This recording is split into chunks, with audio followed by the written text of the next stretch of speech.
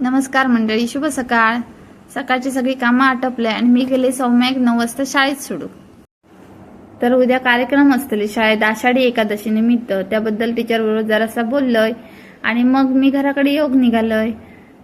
पावसाळ्यात कसं सगळीकडचं वातावरण एकदम सुंदर होता, हिरव्यागार. तर येताना माका ही शेरवडाची झाडा दिसली, वाटेतच होती रस्त्याच्या. तर माका पटकन आठवला. तेव्हा म्हणजे घरी असताना, म्हणजे माहेरी असताना माझे पप्पा घेऊन यायचे येताना शेताकडून सगळी माटोळीत जी बांधतात वस्तू ते सगळेच घेऊन यायचे, वनस्पती, शेरवडा, कौंडाळा वगैरे.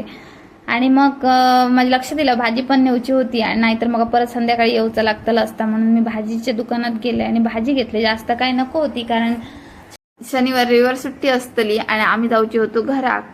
तर म्हटला जास्त भाजी नको. मग मी थोडीच भाजी घेतली आणि घराकडे येईल. तर वाजले होते 11. मग पटकन जाऊन आधी हातपाय धुतले, कारण अर्धा पाऊण तासाची वाट चालत जाऊन चालत गेलेलं आहे. आणि हातपाय धुवून झाल्यानंतर आधी भाजी निवडून ठेवले स्वच्छ करून.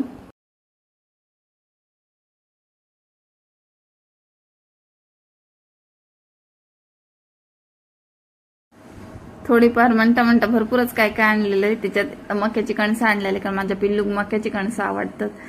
आणि इथं तरी आंबे आणलेलं आहे, थोडीशी भेंडी 2 दिवसाच्या डब्यापुरती, अशी भाजी आणलेली, पालक आणलेले. पालक ती पिशवीत घातल्यामुळे एकदम चिरडल्यासारखी झालेली. आणि कांदे बटाटे ते काय राहतात ते.